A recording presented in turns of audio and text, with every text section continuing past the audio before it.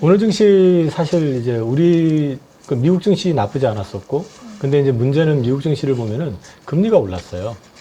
그 미국의 경제 지표들이 워낙에 잘 나오다 보니까 금리가 오른 것도 있고, 그 다음에 이제 트럼프 당선 가능성이 높아진다고 하니까 트럼프 당선이 될 경우에는 지금 현재 그 기업들한테 세금을 좀 줄여주겠다라고 지금 얘기를 하고 있잖아요. 네.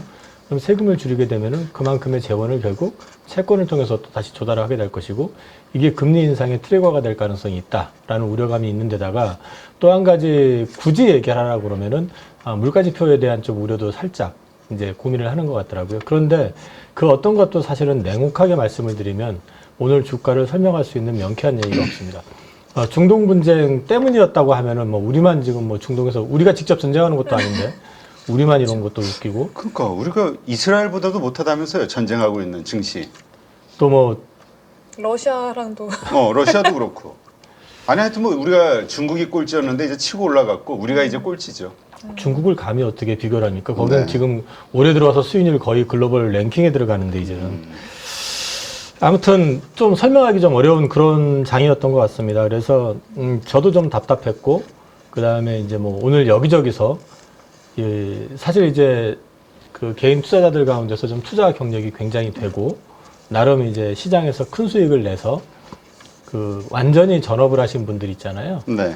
그런 쪽에서조차도 이제 국장 포기하고 싶다라는 얘기가 나올 정도로 사실 여기저기 이유를 물어봐도 뚜렷한 답을 찾지 못하는 그런 하루였기 때문에 뭐 이거에 대해서 딱히 설명드릴 수 있는 내용은 좀 없는 것 같아요, 저는요.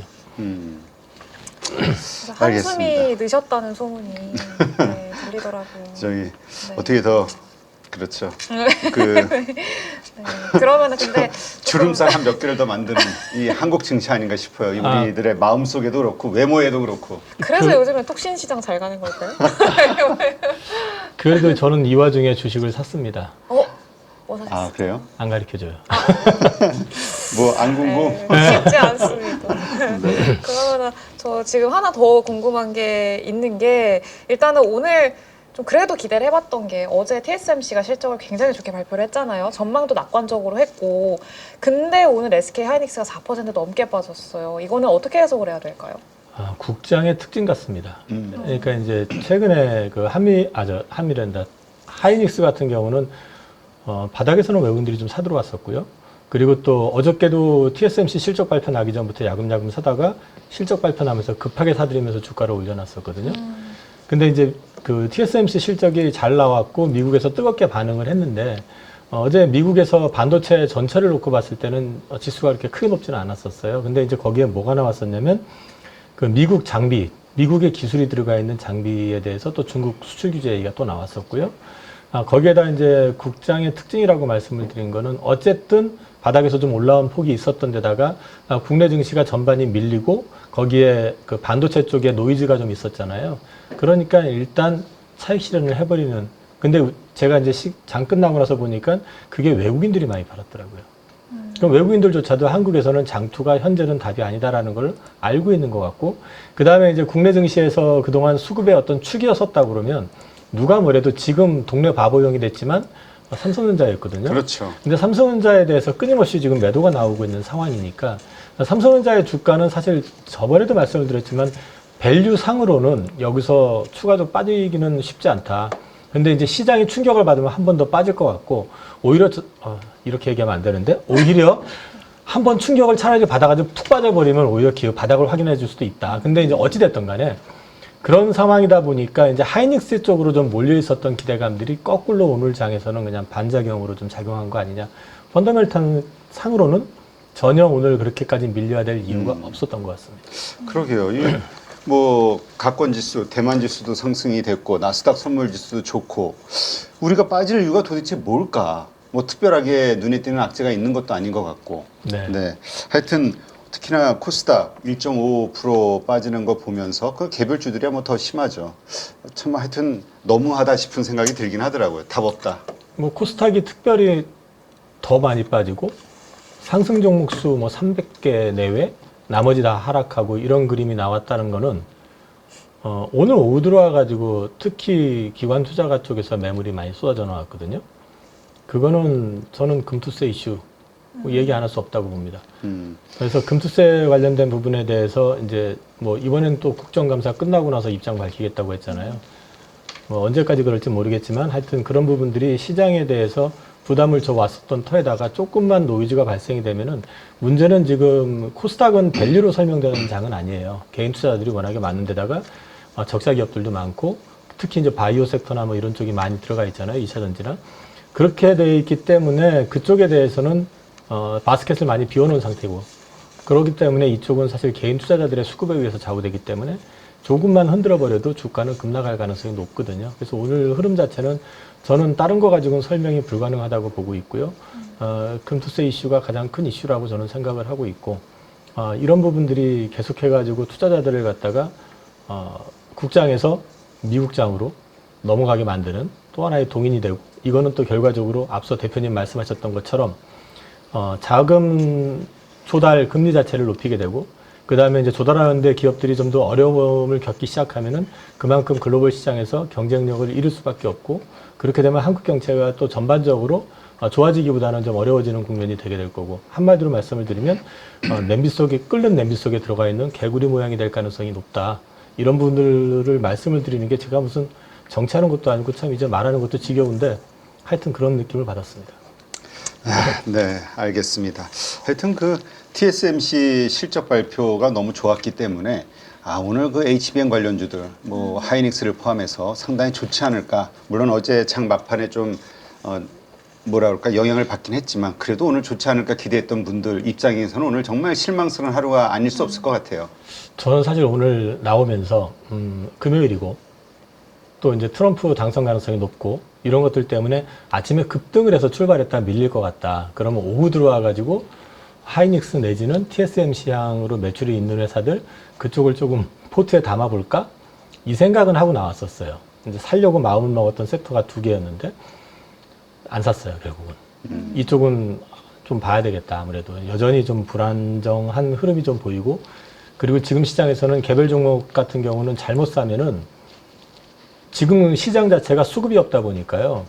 이게 말도 안 된다기보다 하여튼 뭐 이슈 같지 않은 이슈 가지고 한번 붙어버리면 갑자기 막 25% 30% 가는 것들이 생기고 별 내용도 아닌데 이거 아니야 하고 버려지는 순간 순식간에 거의 뭐 한 2, 3일 만에 한 20% 가까이 빠져버리고 이런 시장이기 때문에 특히 개별주 쪽으로는 손을 대기가 쉽지가 않거든요. 그런 심리들이 좀 많이 작용을 한 것 같습니다. 네. 하여튼 요즘 뭐 그 주식을 여러 날 가지고 가는 분들 사실 이거를 글쎄요. 이것도 역시 트레이딩의 일종인데 이 정도까지도 불안해서 못 가져가는 그래서 당일 사서 당일 파는 매매로 전환하시는 분들이 많다는 이야기를 들으면서 좀 하여튼 우리가 문제가 있다 이 생각이 자꾸 들긴 해요. 저는 자신감을 잃은 시장. 주식을 좀 올드하게 배워가지고 그리고 이제 증권사에 있다 보면은 항상 이제 노이즈가 있는 게 뭐냐면 샀다 팔았다 하면 수수료가 자꾸 발생이 되잖아요. 그러니까 영업하려고 이제 자꾸 매매하는 거 아니냐라는 이제 선입견들이 있기 때문에 저는 이제 투자를 할 때 원래 샀다 팔았다 잘 안 해요.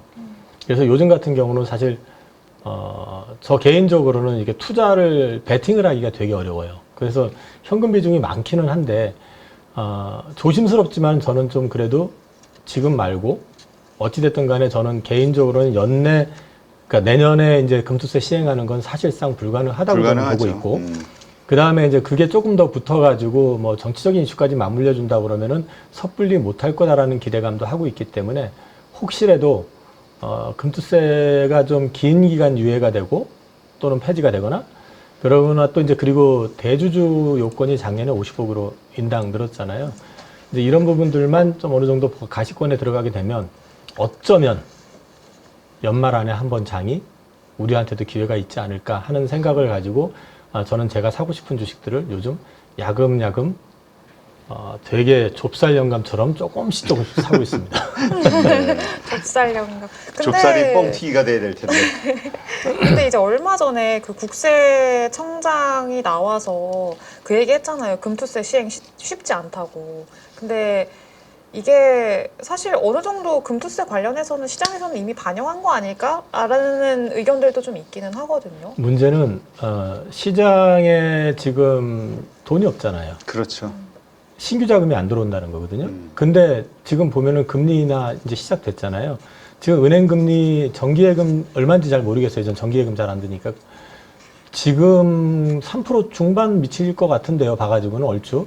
근데 이제 문제는 대출금리는 올랐을 거예요. 정부에서 대출을 지금 규제하고 있기 때문에. 그러면 지금 일단 그 은행에 3% 이자를 받던 분들이 보통 옛날 같은 경우는 어떤 식이냐면 금리 인하가 시작이 되면 은행이 이자가 높지가 않기 때문에 그러면 이거 내가 수익 이거 받으려고 은행에다 1년 맡겨놓느니 주식을 하나 한번 볼까 해서 좋은 주식 쪽에 관심을 갖게 되고 돈들이 들어오는데 그 돈들이 들어오길 주저하고 있는 거죠. 왜 무슨 얘기냐면 은행에 정기예금을 넣어놓고 기다리시는 분들 같은 경우는 뭔가 베팅을 하겠다 이런 분들이 아니에요. 지키고 싶어 하시는 분들이거든요. 그러면 이분들한테는 금투세라고 하는 것 자체가 연내 그러니까 당장 내년에 안 됩니다라고 얘기해도 안 들어와요. 그 부분에 대한 확실한 결론이 나줘야지 그분들이 움직임이 있거나 또는 아예 없거나 이렇게 될 것 같고, 그 다음에 내부적으로 놓고 봤을 때는요, 국장에서 지금 미장으로 넘어가는 분들이 많아요. 네. 올해 특히 많아요. 네. 저 같은 경우도 보면 저도 이제 결과적으로 틀렸어요.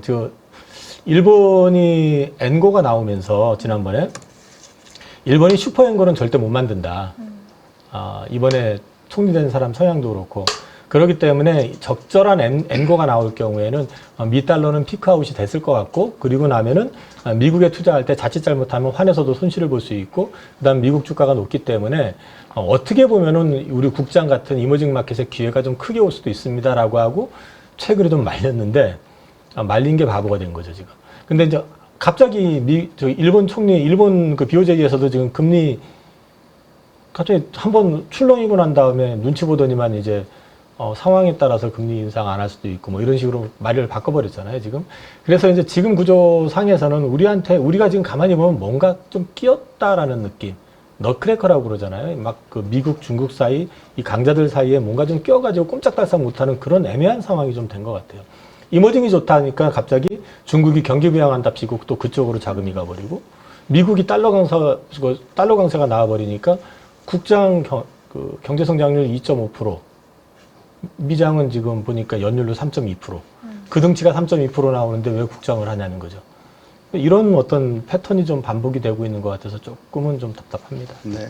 얼마 전에 어디죠? 블랙락에서 정말 뭐 몇천억 달러가 더 추가로 들어왔다. 뭐 하여튼 돈이 풍부하다라는 그 말을 들으면서 참 부럽다는 생각을 했는데, 우리도 일단 기본적으로 이 수급면에서 돈이 자꾸 좀 증가가 돼야 되는데 이건 자꾸 쪼그라드는데 상장하는 종목들은 자꾸 증가되면서 이게 자꾸 흩어져 버리니까 이게 참 문제예요. 많이 유동성을 확 늘릴 수 있는 기본적인 여러 대책들이 좀 있긴 해야 될 것 같긴 해요.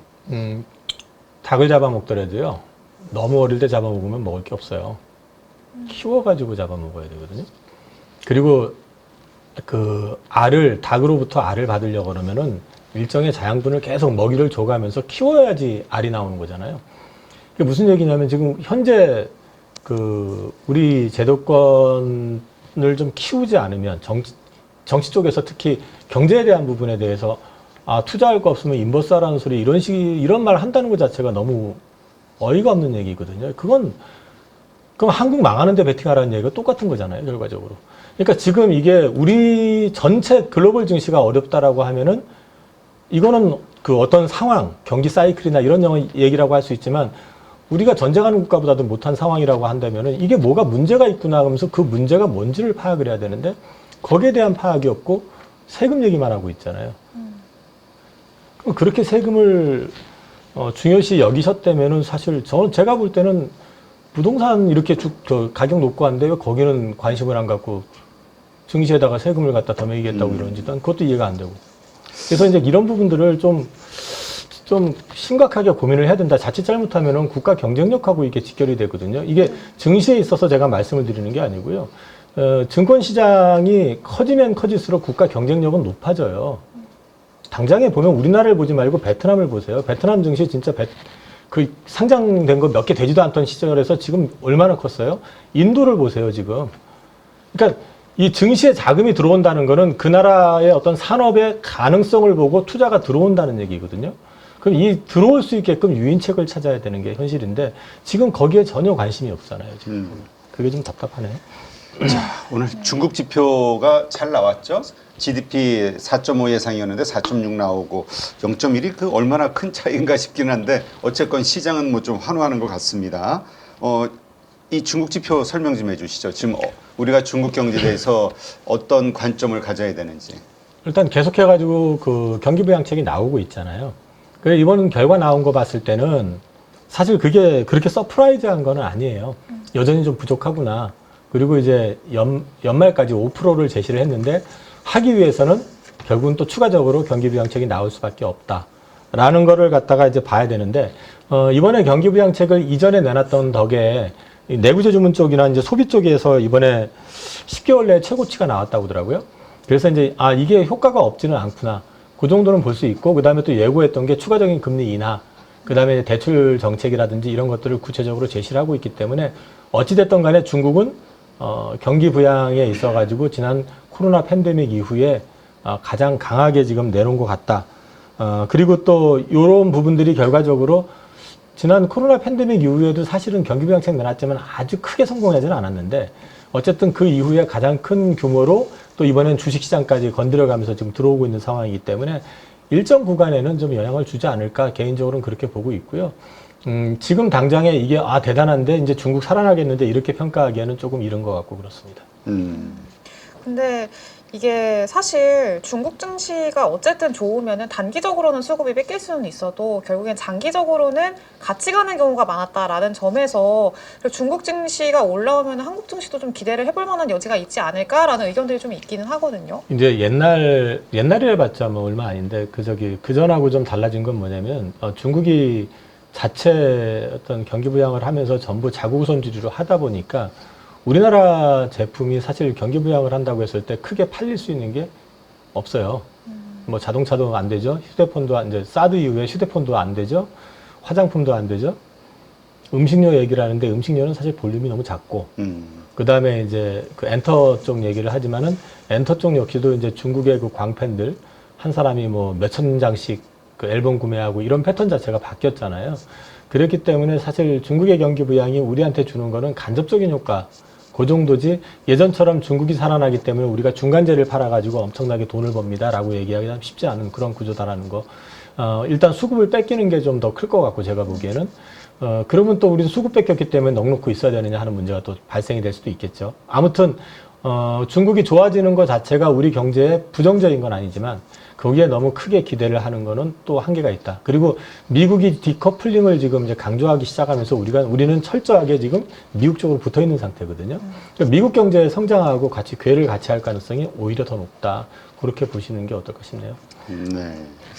저 그 궁금한 게 있는데요. 그러니까 사실 지금 시장에서도 많이들 궁금해하실 것 같은데 이게 아까 앞서서 그 SK 하이닉스 얘기하다가 잠깐 놓쳤는데.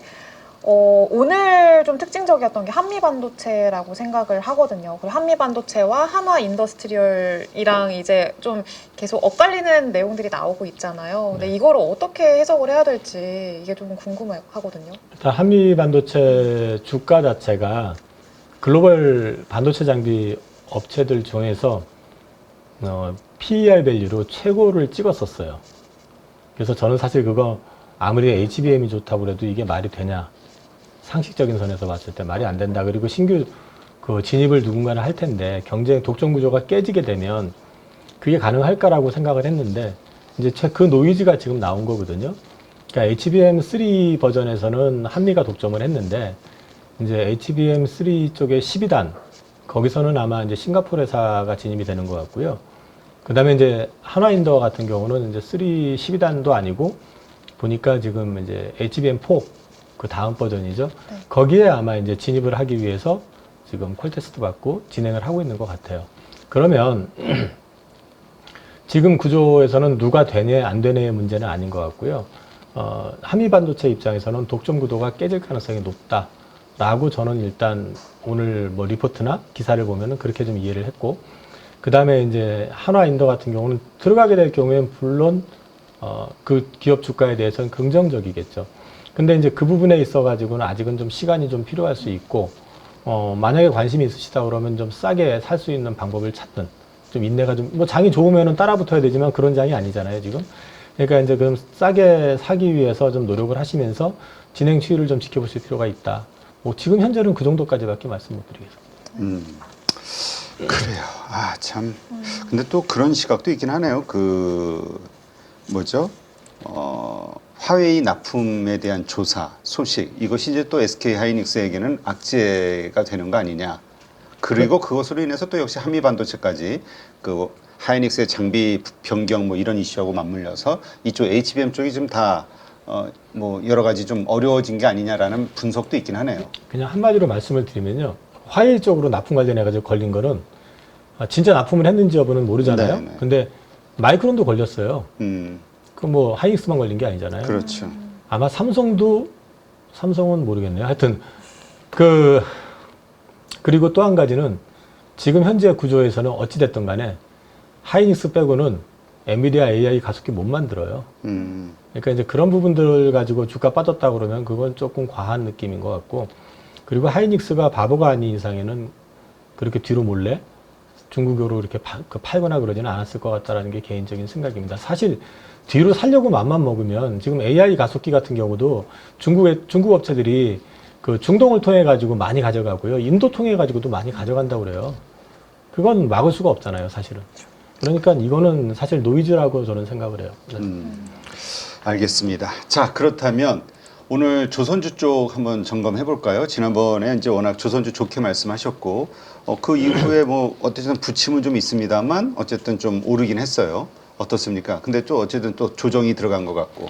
전 기노브로 계속 괜찮다고 보고요. 지난번에 이제 2분기 때 실적 발표하면서 주가가 15% 이상 오르고 그 등치 큰 주식들이 그렇게 올라버리고 나니까 그 이후에 너도 나도 조선하다가 갑자기 쫙 빠지면서 사그러졌잖아요.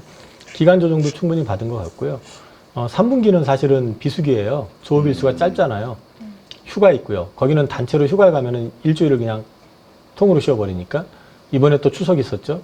거기에다 또 최근에 이제 파업 이슈까지 있었기 때문에 이번엔 조업일수가 되게 짧다라는 이제 부담은 좀 있는데, 그럼에도 불구하고 실적은 생각처럼 나쁘진 않을 겁니다. 왜 나쁘진 않을 거냐면은 건조하는 선박 자체가 고부가 선박들이 많이 들어가고요. 그 다음에 이제 환율 이슈 때문에 살짝의 노이즈가 있긴 했지만 그거 역시도 크게 저는 영향을 많이, 다른 수출업체하고 다르게 많이 영향받지 않을 거라고 보는 건, 삼성중공업 같은 경우는 환율 해지를 100% 다 하고 있고요. 그 다음에 이제 나머지는 한 60% 정도 해지를 하고 있기 때문에 환에 노출되는 노출도 자체는 다른 수출업체 대비해서 그렇게 크지는 않아요. 그리고 이제 또 굳이 말씀을 드리면은 우리가 맨날 그 수주 하는 거 가지고 수주 끊어졌네, 중국이 다 가져갔다, 뭐 중국이 수주 점유율이 70%가 넘었다 이러면서 우리 어려워지는 거 아니냐. 우린 27년까지는 다 팔았고요. 28년 거 받고 있거든요. 싸게 받을 이유가 하나도 없다라는 거거든요. 그리고 무엇보다도 지금 최근에 이제 컨테이너선도 우리가 수주를 하기 시작했고, 그 다음에 이제 최근에도 또 나온 게 뭐냐면은 LNG 캐리어선 수주를 했는데, LNG 캐리어는 우리가 항상 카타르 쪽에서 많이 받으니까 막 그쪽만 생각하시는데, 지금 프로젝트 자체가 50% 정도가 미국에서 있습니다. 그럼 미국이 중국한테 발주를 내줄까요? 거꾸로 생각을 해보면 우리한테는 계속해가지고 그거를 받을 수밖에 없는 기회들이 계속 이어질 거다. 어차피 근데 캐파 증설은 안 해요. 왜? 우리나라 3사가 2007년, 8년 이때 캐파 증설 무리하게 했다가 다 망할 뻔했었거든요. 네. 그래서 중국 업체들은 상당수가 3분의 2가 망했고, 그러니까 이제 이런 것들 때문에 꾸준하게 우리한테 들어올 수밖에 없다. 근데 이 LNG 캐리어라든지 추진선 같은 경우는 비중국으로 놓고 봤을 때는 만들 수 있는 국가가 우리밖에 없어요. 그러니까 이런 부분들이 그 조선업 자체는 좀 길게 끌고 갈 수 있는 그림을 만들어준다. 그리고 미 해군 관련된 얘기 잠깐 드리면, 미 해군이 이미 중국에 비해 가지고 이 구축함이라든지 원잠 이런 게 숫자가 작아요. 네. 미 해군은 지금 294척인가 올해? 내년에 이게 287척인가로 줄고요. 지금 중국은 이게 300대가 넘고요. 350척 가까이 되고, 이게 이제 내년 되면 더 늘어납니다. 근데 이 부분에 있어가지고 문제는 미국이 지금 군함을 만들 수 있는 조선소가 없어요. 그러니까 한계가 있어요. 그래서 지금 미국이 미 해군 2033년도 이제 프로젝트라고 해가지고 해군을 갖다 이제 격상을 시키는, 좀 힘을 좀 키우는 그 계획을 가지고 있는데, 거기에 맞춰가지고 군함을 갖다가 건조하고 붙이려고 하면은 그 뭐 군함을, 그러니까 구축함이나 이런 걸 만드는 건 우리만 만들 수 있는 건 아니거든요. 일본도 만들고요. 뭐 호주도 만들 수 있고 만들 수 있거든요. 자기네들 자체만으로는 한계가 분명히 있어요. 그러면 그건 또 기회가 있을 거고, 아니면 자기네들이 뭐 캐파를 증설하든 뭘 해서 만든다 하더라도 문제는 MRO를 또 못해요. MRO 시장이 20조입니다. 그 포텐셜을 우리나라 기업을 포함해가지고 일본, 그 다음에 호주에 하나, 이탈리아에 하나 이렇게 지금 열려 있기 때문에 생각보다 많은 기회를 가질 수 있기 때문에 조선업에 대해서는 계속 말씀을 드리는 건 급하게 오르면 일단 파시라. 근데 그게 아니면 꾸준히 우상향한다라는 그림을 가지시고 빠졌을 때는 기회가 될 수 있다. 그렇게 말씀을 드리겠습니다. 네. 하여튼 아까 그렇잖아도 요 방송 전에 엄경화 위원, 네, 조선의 공모, 네, 제가 녹화를 해가지고 아마 내일 방영을 좀 할 예정인데, 하여튼 뭐 거기는 계속 긍정적인 뷰긴 하더라고요. 제가 그 전에 그런 말씀 한번 드렸었는지 모르겠는데, 제가 조선소를 1년에 한 번씩 왔다 갔다 한다고. 알바 뛰십니까? 아유, 감사합니다. 참, 아는 사람이 있어가지고 겸사겸사 만나러 가서 분위기 파악하고. 내가 너무 신박하게 생각했나? 너무 예상치 못한. 저만 저렴해지는 줄 알았더니 우리 대표님도 저렴해지시는데. 저 원래 저렴했어요. 뛰고 싶어요. 머리가 복잡할 때는 육체적 노동이 최고입니다. 네네. 거기서 안 붙여줘요. 위험해가지고. 네. 근데 이게 아까 MRO 사업 말씀을 하셨는데, 사실 이게 좀 매출로 연결이 되기까지는 조금 시차가 존재하기는 하잖아요. 그래서 이게 이렇게 단기적으로 조선주들 모멘텀이 상방으로 좀 끌어올릴 수 있을 만한 모멘텀이 뭐가 될까에 대한 고민을 시장에서는 많이 하는 것 같거든요. 첫 번째는 일단 실적일 겁니다. 2분기가 예상하지 못한 어닝 서프라이즈가 나왔고요. 3분기가 실적 안 좋다고 생각을 하거든요. 근데 제가 보기엔 괜찮을 것 같아요. 그러니까 아주 안 좋지는 않을 것 같아요. 왜냐면 조업일수가 작으니까 매출은 작을 거 아니에요, 그렇죠. 일단. 그럼에도 불구하고 아까 말씀드린 것처럼 이익률이 높은 선박 건조가 이제 본격적으로 시작이 되기 때문에 그게 일단 그 영업이익이라든지 이런 단을 좀 끌어줄 것 같고요. 그 다음에 수주 앞으로 계속될 것 같고요. 수주 관련된 부분에서 한 가지 더 말씀을 드리면, 세계 최대 해운 동맹이 올해까지 유지되고 내년부터 깨집니다. MSC하고 그 머스크라고 하는 두 군데서 동맹했던 게 깨진다는 게 어떤 의미냐면요. 그동안에 이게 선대를 갖고 있으면은 동맹을 맺게 될 경우에는 자기네들이 커버 안 하는 지역이 있잖아요. 그거는 이제 동맹 내에서 이렇게 나눠주잖아요. 그거를 자기네들이 다 가지게 돼요. 왜 이런 상황이 왔냐면은 2020년, 21년 그 코로나 팬데믹 전후 해가지고 해운사들이 역대급 돈을 벌었어요. 돈이 남아 돌아요. 그러게요. 지금 요번에 그 해운 운이 급등 때문에 이익률들이 지금 상당히 좋다고 그러대요. 뭐 요번 거는 유도 아니에요. 코로나 때 번 돈이 아니 그때 많이 벌었지. 심하게 말하면은 100년 동안 벌 거를 벌었다고 하거든요. 그러면 그 얘기가 무슨 얘기냐면, 그러니까 이제 돈을 갖고 있으니까 자기가 다 가지고 싶은 거죠, 시장을. 그러니까 동맹을 맺었다가 깨버린 것도 거기에 있거든요. 깨버리고 난 다음에 본격적으로 발주가 시작이 됐던 게 뭐냐면 컨테이너선입니다. 근데 지금 발주되는 컨테이너선들은 전부 LNG 추진선이에요. 그 얘기는 무슨 얘기냐면 딴 데서 쉽게 못 만들어요. 중국이나 한국밖에 없어요. 그래서 처음에는 중국 쪽으로 많이 갔는데 이제 최근에 이제 한국 쪽으로 들어오기 시작하고, 내년 들어가게 되면 이제 교체 수요까지 맞물려 가지고 들어오기 시작하면 이쪽에서도 꾸준히 들어올 수 있다는 거죠. 그래서 내년에도 수주는 계속될 가능성이 높다. 그래서 이제 조선 쪽은 수주와 이익이 같이 증가하는 게 이제 내년부터 시작이 될 것 같다는 게 제 개인적인. 그러니까 지금 밀릴 때는 오히려 좀 매수의 관점으로 계속 봐도 된다. 조선주는. 저는 그렇게 해왔습니다, 지금까지. 오늘 샀다고 하는 것도 그 동네입니다. 그래요? 아이, 끝까지 딱 다물고 있으셨어야 뭐라고는 얘기 안 있어 했어요. 보이잖아. 아니, 뭐라고는 얘기는 안 했어요. 이 조선의 해양이겠지 뭐. 아닙니다. 아니, 얘기 안 해. 대답 안 해. 내가 잘못 말했네. 중공업이겠지 뭐. 아유, 얘기 안 해요. 그거 맞네. 아니에요. 삼성인가? 그 중에 하나인데. 웬만하면 아시죠? 쉽지 않으세요. 얘기하면은 그런 것도 있었어? 하는 회사도 있고요. 네. 중소형주예요? 얘기 안 한다니까. 이것도 승부욕 생기네. 알겠습니다. 금리 인하는 우리에게는 기회입니다. 돈을 벌 수 있는 기회죠. 우리 포트폴리오에는 변화되는 주도주를 가지고 올 수 있게 하겠습니다. 일각에서는 그런 얘기들을 많이 하세요. 주도주 같은 경우가 뭐 천차만별로 이렇게 왔다 갔다 하는데 실제 이게 뭐 우리 포트에 가지고 올 수 있냐? 누구나 할 수 있습니다. 기초 VOD 강의가 먼저 진행되고요. 주 2회 라이브를 통해서 지금 변화되는 시장에서 바로 수익을 볼 수 있게 종목들을 추려서 진행을 할 예정이고요. 함께 돈을 벌기 위해서 준비했습니다. 저와 함께라면 충분히 가능하다는 말씀을 드립니다.